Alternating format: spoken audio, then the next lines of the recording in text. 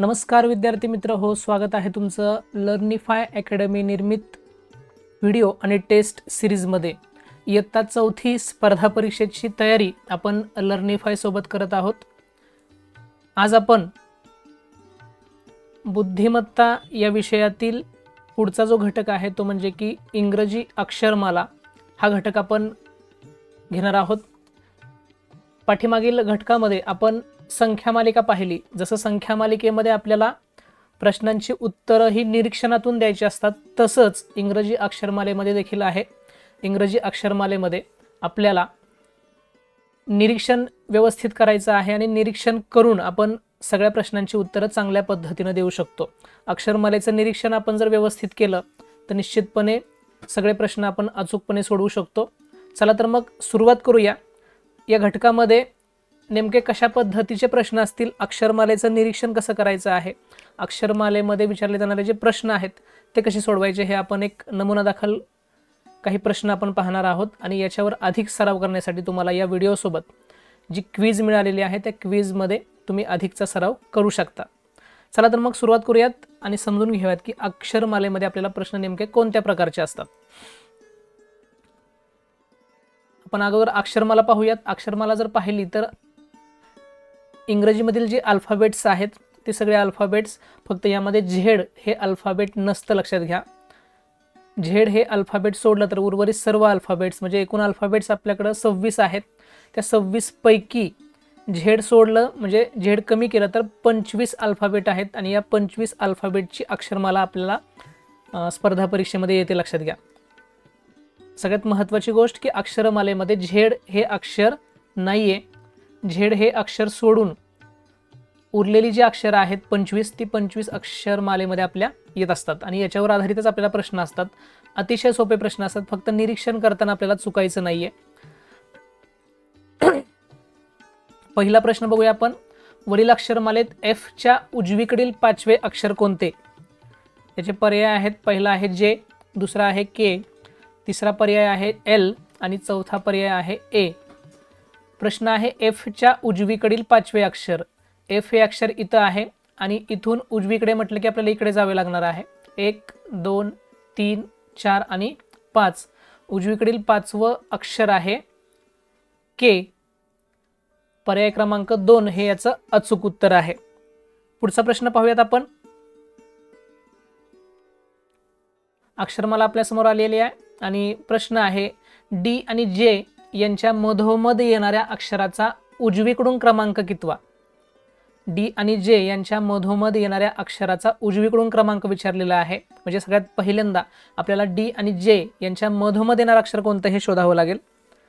पर्याय बघूयात आपण। 7 8 17 आणि 19। डी अक्षर इथं आहे आणि जे अक्षर इथं आहे, याच्या मधोमध येणारं अक्षर विचारलेलं आहे। डी आणि जेच्या मध्ये किती अक्षर आहेत बघूयात आपण। 1 2 3 4 आणि 5। 5 अक्षरे मध्ये आहेत, म्हणजे इकडून 2 अक्षरे सोडावी लागतील आणि डी कडून 2 अक्षरे सोडावी लागतील। डी पासून 2 सोडली तर ई एफ सोडावं लागेल आणि जी हे अक्षर येते। जसं की जे पासून आय आणि एच ही सोडून जी हे मधलं अक्षर येणार आहे, पहा लक्षात घ्या। तर मधलं अक्षर जी आहे।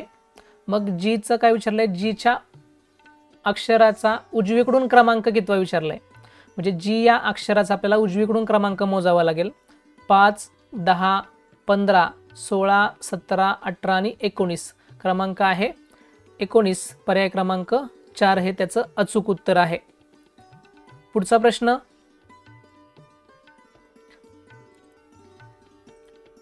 प्रश्न आहे इंग्रजी अक्षरमाला उलट क्रमाने लिहिल्यास डावीकडून 9वे अक्षर कोणते? उलट क्रमाने लिहिली तर काय होईल? वाय सुरुवातीला येईल आणि ए हे अक्षर शेवटी जाईल। आणि मग असं विचारलंय डावीकडून 9वे अक्षर। आता उलट क्रमाने म्हटलंय, डावीकडून 9वे घेण्यापेक्षा आपण उजवीकडून 9वे घेतलं तर ते उलट क्रमाने लिहिल्यानंतर डावीकडून 9वे येणार आहे, हे लक्षात घ्या। मग आपण उजवीकडून घेऊयात। 1 हे 5 येतील, 6 7 8 आणि 9। क्यू हा पर्याय त्याचा बरोबर असणार आहे। बघूयात आपण पर्याय। पहिला आहे क्यू, दुसरा आय, तिसरा जी आणि चौथा पर्याय ए। पर्याय क्रमांक 1 हे त्याचं अचूक उत्तर आहे।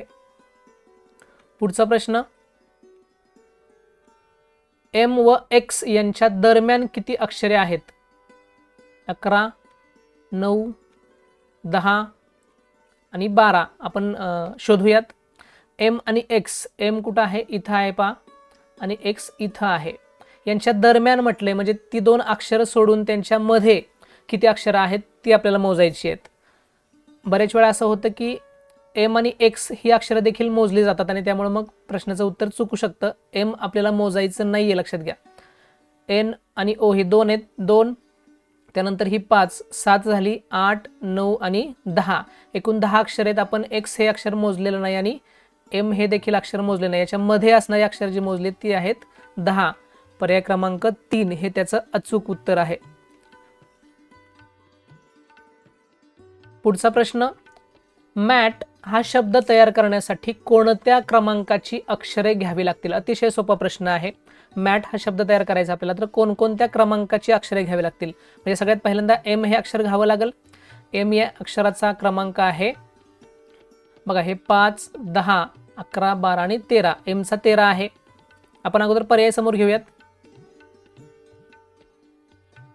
बघा 13 पहिला क्रमांक असेल 13, म्हणजे 13 असणारे क्रमांक आपण बघूयात. पर्याय क्रमांक 1, 2 आणि 3 आहेत. ठीक आहे. दुसरा अक्षर बघूयात आपण ए. ए अक्षराचा क्रमांक आहे 1. एक अक्षर एक क्रमांक इथं एक आहे, इथं नाही आहे, इथं पण नाही आहे. म्हणजे पर्याय क्रमांक 1 हे त्याचं अचूक उत्तर असणार आहे. जसं की टीचा क्रमांक देखील आपण पाहू शकतो. 5, 10, 15 आणि 20वा क्रमांक आहे. म्हणजे याचं अचूक उत्तर जे आहे ते 13, 1, 20. म्हणजे मॅट हा शब्द तयार करण्यासाठी पहिल्यांदा 13 क्रमांकाचा अक्षर घ्यावा लागेल, नंतर 1 क्रमांकाचा अक्षर घ्यावा लागेल आणि नंतर 20 क्रमांकाचा अक्षर घ्यावं लागेल. तर अशा पद्धतीनं तो शब्द तयार होईल. पुढचा प्रश्न आहे, इंग्रजी अक्षरमालेत एकूण स्वर किती? स्वर किती असं जर विचारलं तर स्वर 5च आहेत, लक्षात घ्या. आणि त्याचं अचूक उत्तर देखील काय असणार आहे? 5. फक्त ज्यावेळेस आपल्याला व्यंजनं विचारली जातील त्यावेळी लक्षात घ्या, एकूण 26 अक्षरांपैकी 5 स्वर सोडले तर 21 व्यंजनं आहेत आपल्या इंग्रजी अल्फाबेट्समध्ये. परंतु अक्षरमालेमध्ये आपण झेड हे अक्षर घेत नाही. म्हणजे व्यंजनं विचारल्यानंतर आपल्याला 20 असं उत्तर त्याचं द्यावं लागेल. हे एक आपल्या डोक्यात व्यवस्थित लक्षात ठेवा. पुढचा प्रश्न, अक्षरमालेतील कोणत्या अक्षरांच्या अनुक्रमांकाचा गुणाकार 15 येतो? कोणत्या अक्षरांच्या क्रमांकाचा गुणाकार 15 येतो? लक्षात घ्या. प्रश्न आहे. पर्याय आहे ए आणि ओ, ई आणि सी, सी आणि ई आणि सर्व पर्याय बरोबर असा पर्याय आहे. ए आणि ओ पाहूयात आपण. एचा क्रमांक 1 आहे आणि ओचा क्रमांक आहे तो 5, 10 आणि 15. 15 क्रमांक आहे. म्हणजे 15 एक्के 15, गुणाकार 15 येतोय. ई आणि सी पाहूयात. ईचा क्रमांक आहे 5, सीचा क्रमांक आहे 3, 5 त्रिक 15, यांचाही गुणाकार 15 येतोय. सी आणि ई, सीचा क्रमांक 3 आणि ईचा क्रमांक 5, 3 5 15, यांचाही गुणाकार जो आहे तो 15 येतोय. म्हणजे याचं उत्तर आहे सर्व पर्याय बरोबर. मात्र इथं असं होऊ शकतं, आपण पहिलाच पर्याय पाहतो, पहिल्यांचा 15 येतोय म्हटलं की आपण बाकीचे पर्याय बघतच नाही आणि मग आपण पर्याय क्रमांक 1 असं त्याचं उत्तर देतो. मात्र इथं आपला चूक होऊ शकते आपली आणि आपण फसू शकतो. त्यामुळे लक्षात घ्या, सगळे पर्यायांची खातरजमा केल्याशिवाय आपल्याला अचूक उत्तर शोधायचं नाही आहे. याचा पर्याय क्रमांक 4 हे याचं बरोबर उत्तर आहे. पुढचा प्रश्न बघूयात. इंग्रजी अक्षरमालेतील उजवीकडून 5व्या अक्षराच्या डावीकडील 9वे अक्षर कोणते? म्हणजे सगळ्यात अगोदर आपल्याला पर्याय बघूयात आपण. एल, एन, आय आणि क्यू. इंग्रजी अक्षरमालेतील उजवीकडून 5वं म्हटलंय. उजवीकडून 5वं कोणतं आहे? उजवीकडून 5वं आहे ते यू हे अक्षर आहे. या अक्षराच्या डावीकडील 9वे अक्षर विचारलंय. म्हणजे हे यू अक्षर आहे, याच्या डावीकडील 9वे. 1, 2, 3, 4, 5, 6, 7, 8 आणि 9. डावीकडील 9वे अक्षर आहे एल. म्हणजे याचा पर्याय जो आहे तो पर्याय क्रमांक 1 हे याचं अचूक उत्तर आहे. अशा पद्धतीने काही प्रश्नांचं स्वरूप आपण बघितलं. अशा पद्धतीचे प्रश्न तुम्हाला इंग्रजी अक्षरमाला या घटकामध्ये विचारले जातात. अतिशय सोपा घटक आहे. फक्त निरीक्षण आपलं काळजीपूर्वक करणं हे सगळ्यात महत्त्वाचं काम आहे. आणि आपण सर्व विद्यार्थी लर्निफाय सोबत आहात. चांगल्या पद्धतीने हे सगळे प्रश्न तुम्ही सोडवाल याची 100% खात्री आहे. असंच लर्निफायशी कनेक्ट राहा आणि याचबरोबर आपले काही मित्र असतील आपल्या वर्गातील इतर जे काही आपले क्लासमेट्स असतील त्यांना देखील लर्निफाय हा जो प्लॅटफॉर्म आहे या प्लॅटफॉर्मविषयी माहिती द्या. त्यांनाही या प्लॅटफॉर्मवरती रजिस्टर करायला सांगा आणि तुमच्यासारखीच स्पर्धा परीक्षेची तयारी त्यांनाही करू द्यात. चला तर मग भेटूयात पुढच्या व्हिडिओमध्ये. तोपर्यंत धन्यवाद.